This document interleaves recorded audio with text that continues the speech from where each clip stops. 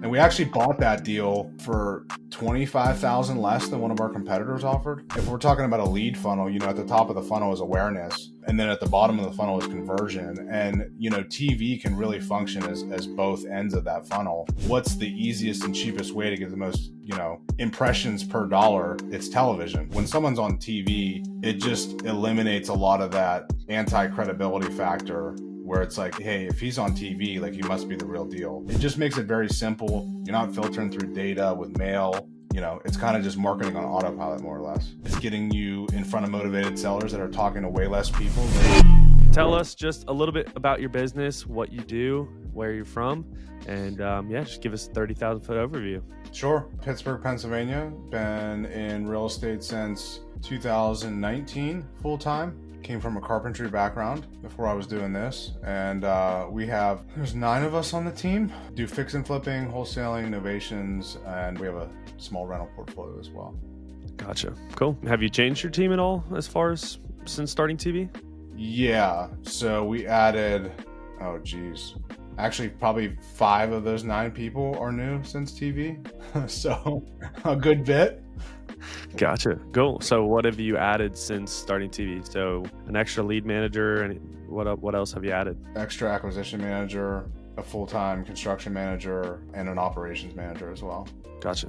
Have you seen a difference in production? Obviously, adding all those people, I'd hope so. But, what kind of production increase have you seen since adding, that bigger of a team? Yeah. So we would keep maybe, have like 20 properties, 25 properties in inventory at any given time pre-TV. And now we hover in the 40s. So double.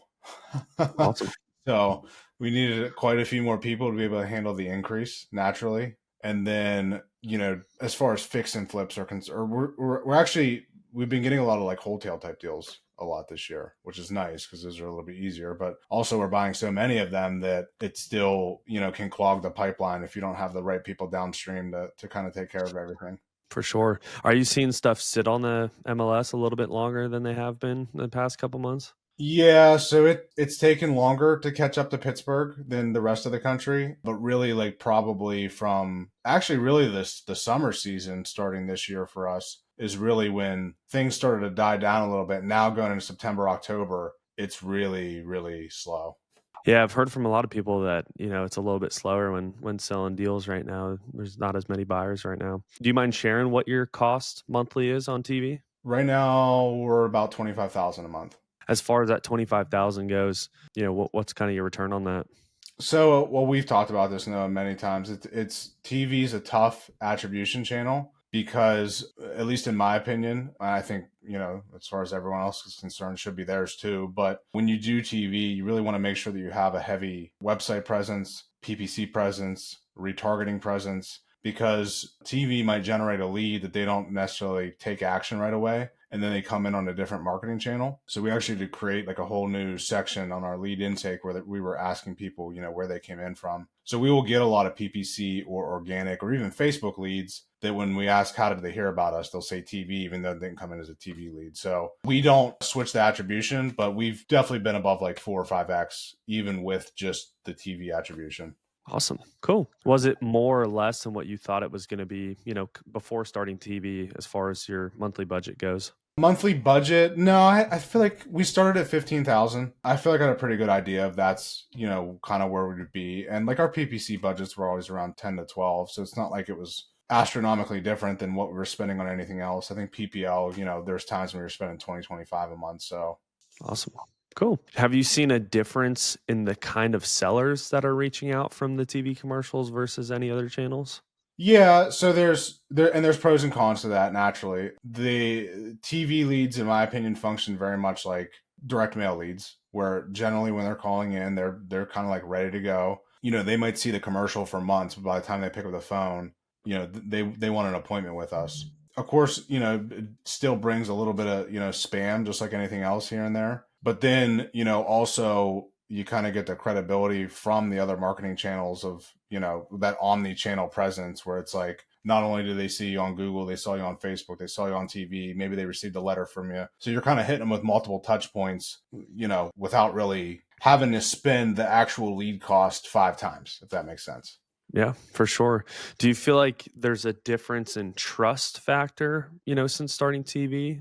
Yeah, we funny enough, at the timing of this recording, we just got a review yesterday. The team was pissed because they were the ones that really dealt with the seller. I dealt with him on a renegotiation situation, and that was it. It's the only time we ever talked. Which you'd think he'd be like, I wouldn't be the memorable one, but he left us a review, and it was all about me. And he mentioned how everything that we said we were going to do, we did, but really he saw us on TV and he seemed like, or he thought that I looked like a man of integrity, which I'm not saying I'm not, but the commercial is I guess what sold him on calling us, and we actually bought that deal for 25,000 less than one of our competitors offered. That's awesome. We Yeah. see that a lot. We see, even 20, 25,000 under highest bid and they still go with us. Have you seen any other deals where the TV credibility directly, really paid off on a certain deal besides that one? Oh, there's probably been many over the past year. But generally, like we've had a couple sellers in the office to do closings, and like number one, everyone mentioned my daughter's on my commercial and everyone brings her up. But I would say the majority of the sellers that we work with, the guys are on the appointments or whatever, they'll be like, I saw Dustin's daughter on TV and they just seem like a nice local family and blah, blah, blah, blah. And like at that point, we're not even really paying attention to where the lead came in from as far as lead source attribution, but it's just the fact that, so many people are mentioning the exact same thing. It's hard to put an actual data number on that. Want to get motivated sellers that nobody knows about? Introducing 10x TV. If you want to create credibility in your market, find deals that nobody else knows about, and crush your competition, you need to check into TV commercials. It is the new buzz in the real estate investing industry since we introduced it several years ago. I've been using TV commercials myself for the last 12 years and it's absolutely crushed it. So if you want to learn how to get on TV and to do something that little to no people are doing right now, go to claimmymarket.com. Again, that's claimmymarket.com. We usually only work with 2 investors per market, so if you're interested, reach out to us and book a call to see if you can claim your market before anybody else does. Now back to the show.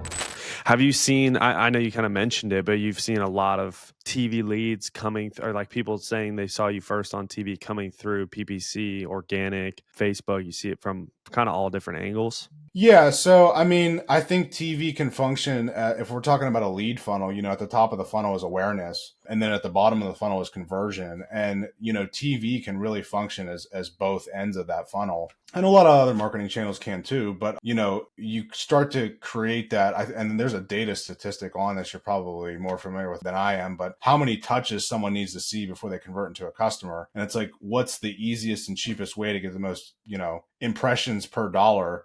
It's television. And that's, a lot of our avatar is still watching TV. I mean, we're not doing business with 20-year-olds. So No.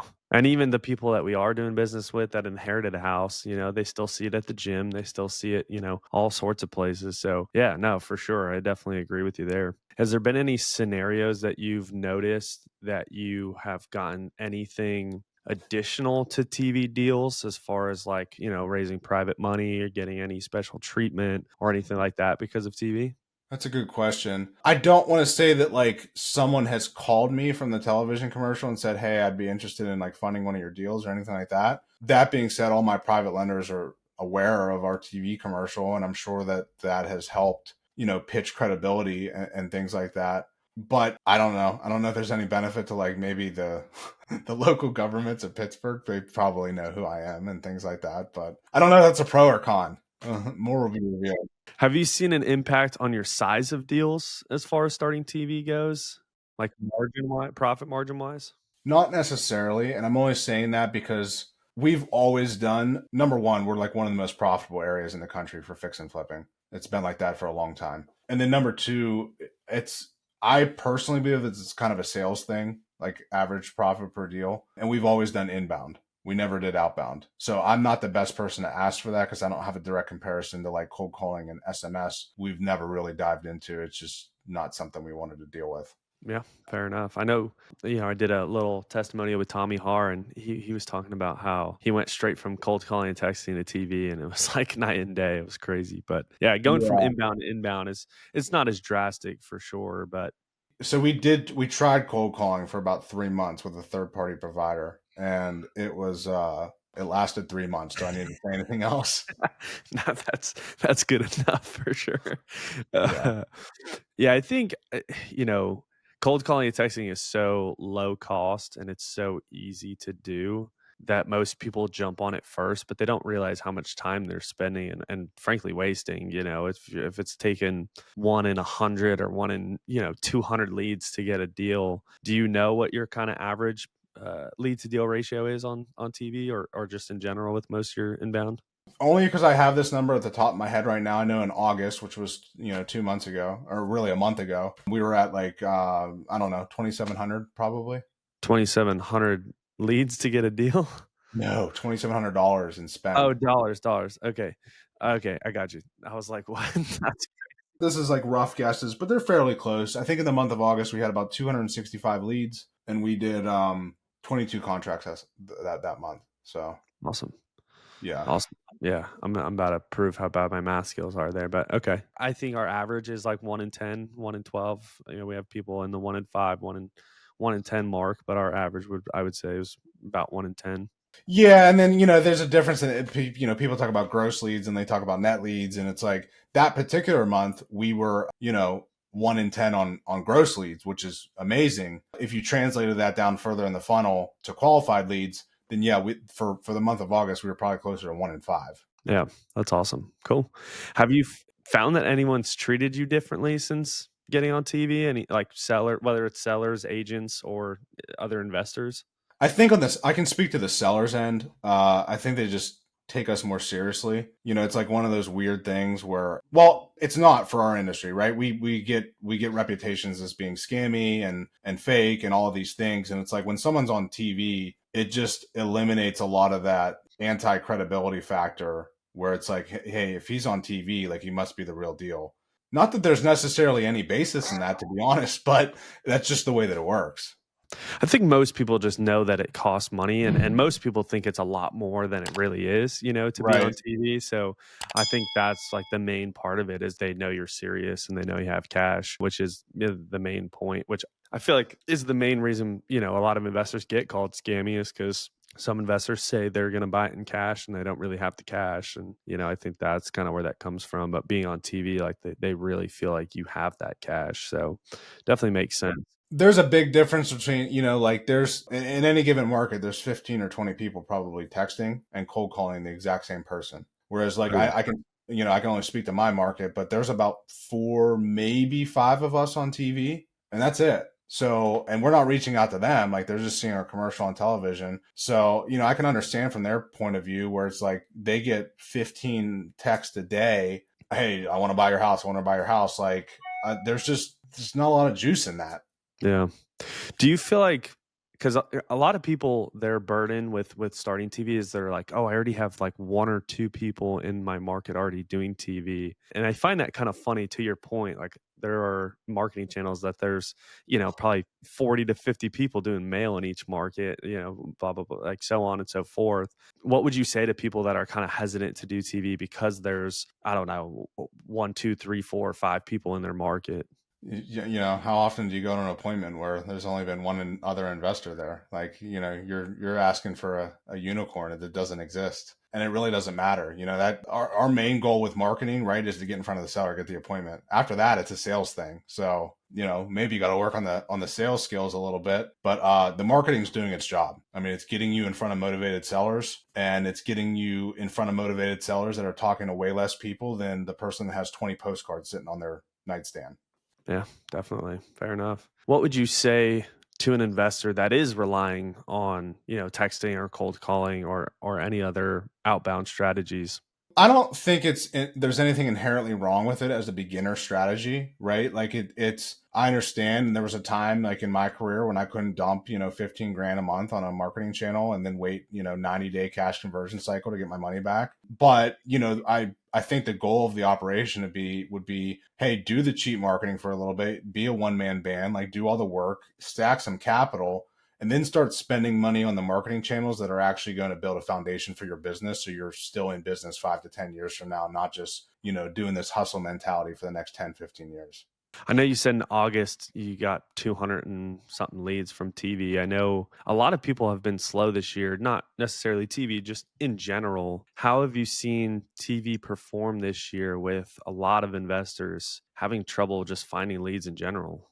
I mean, we are not down on leads this year. We have been pretty consistently getting between, I don't know, 240 to 300 leads a month. Not necessarily, all from TV, but again, we're not doing right now, we are not mailing and we're not doing PPL. So you have, organic, you have PPC, you have Facebook, and you have TV, and that's it. Those are four very intertwined things. So, between those four marketing channels, it's been bringing in pretty consistent lead flow for us. Have we seen a drop in, maybe qualified leads or even conversions? Sure. And, there's a little bit of sales in that. There's a little bit of, the market, but there's plenty of people still reaching out to us that have a house to sell. So we haven't seen much on the marketing side of things. Let's put it that way. Gotcha. What would you say to someone that is running TV that doesn't have a PPC campaign running, like coincide with their TV? You're throwing some money away. Yeah. Those are especially PPC. I mean, you could probably, lose the Facebook portion of it, but especially PPC. If you're running TV, it's like a must have. Like you at the very minimum, you have to be running a branded campaign. I know, like in our commercial, my website URL I think is Sell to Dustin, and then of course the business name is Dustin Buys Houses. I mean, you got to be running Dustin Singer, Dustin Buys Houses, Sell to Dustin. Hopefully a couple of your competitors too, and to at least capture that traffic that I mean, it's a 30-second commercial. So if they miss, maybe that exact URL or they miss the phone number, the first thing they're going to do is go on Google and look you up. And, you could rank number one SEO all you want, but those paid ads come before you. And you do not want to give your traffic to your competitors. It's as simple as that. Yeah. I have a lot of people ask me what I would recommend to do coincide with TV. And I always say PPC. And they always ask about direct mail or anything else. I love direct mail. I think, in most markets, it works really well. Our market's a little interesting with direct mail, but I know a lot of people that do really well with it. But I just think PPC works so well with TV that, like, whenever anyone asks me, I'm like, you're dropping the ball heavily if you're not running some sort of PPC. So no, I definitely appreciate that thought, because it is really, really game changer for sure. And you don't, I mean, just a branded campaign is what they're called, what we were just talking about. You don't have to spend a ton of money on the branded campaigns. I mean, even something as simple as like $3,000 a month just to capture some extra. I mean, that's it. You just want to capture those clicks. So you don't have to spend another 7, 10, 12, some of the bigger areas, $20,000, $40,000 a month trying to capture cold traffic. This is hot traffic that was supposed to belong to you anyway. Yeah. Yeah. I like the notion on that. That makes, when you say it like that, it makes a lot of sense for sure. They're kind of already yours. They're just having trouble finding you because you're not at the top. Yeah, I like that. Cool. TV. A lot of people think TV's for only big markets. Obviously, you're in a pretty mid to big size market, but do you feel like TV's only for bigger markets, or do you think it can kind of work for investors everywhere? Hell, I wish I was in a smaller market that I was the only person on TV. No, I mean, obviously, I don't have any data to back this up, or even I don't know, maybe a story from another investor. But I just logically thinking, I would think that if I was in a smaller market, I'm probably going to be the only one on there, and then you're getting the cream of the crop at that point. Oh yeah. Yeah, we had a guy start in North Texas. He was the only one in the market, and first month, I think he had 13 contracts within month one. It was crazy. So, yeah, It makes in sense. Yeah. small market. So, definitely not wrong there. If you were to take yourself back before starting TV, what would you tell your past self before you ran your first TV commercial?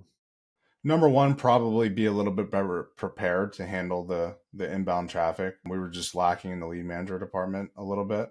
And then the second thing was like, the PPL for us should have been cut off way, way before. The fundamental problem with PPL is that it's all this, once you start focusing on inbound marketing, you're doing very branded campaign marketing, which is what big businesses do, Nike, Walmart, like all these people, it's all branded. They're not buying PPL leads. So, kind of focus on that effort of that omni-channel marketing as opposed to just buying these $300 leads from who knows what landing page. And then now you got pissed off people that you're calling as Dustin Buys Houses. They filled out a form for US cash offer, whatever. So probably those two things. Those would be the main things.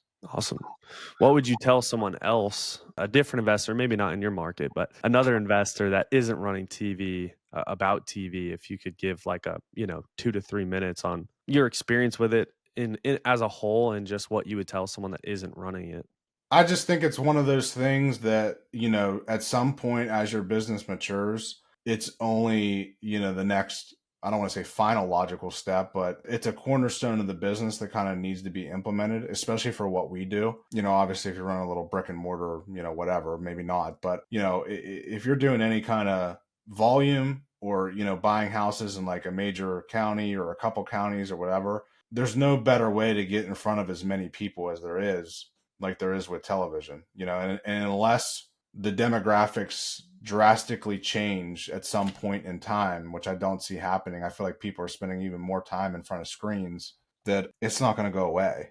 I mean, it's always going to be there. And it's, kind of my last thought on that is it is the easiest marketing channel as far as maintenance is concerned, because, especially if you have someone running it for you, there's really nothing to do. You shoot a commercial one time and answer the phone. Like that's it. There's no tweaks. There's no, negative keywords. There's nothing. So it just makes it very simple. You're not filtering through data with mail. It's kind of just marketing on autopilot, more or less. That's awesome. Yeah. Going back to what you said earlier about how many touch points it takes to have someone call in, I think it's about 6 or 7 is the average of how many times they need to see you. I mean, if you look at direct mail, for instance, you send out 1,000 direct mailers.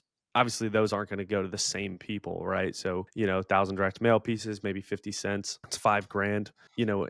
It comes to a point where you send out 6 of those for TV to reach some like 1,000 people, you're anywhere from $5 to $10. So to your point earlier, it just gets to them so much cheaper and that many times. I mean, do you remember offhand how many commercials you have a month? I don't, but our frequency is pretty good. Over 1,000. Yeah, for sure. So it's like, for someone to see, like every time they turn on their TV, there's Dustin. So it definitely, to your point, I think that is 6 or 7 times that they need to see you before they likely reach out is the metric that I've heard of. Maybe it's a little bit more, maybe it's a little bit less, but somewhere around there. So I definitely agree with you there. But yeah, any final thoughts or anything like that? Well, just based off what the one thing I was thinking of is, and this was recently as we spent more money and got on like the more prominent station, but my wife and kids get recognized all the time.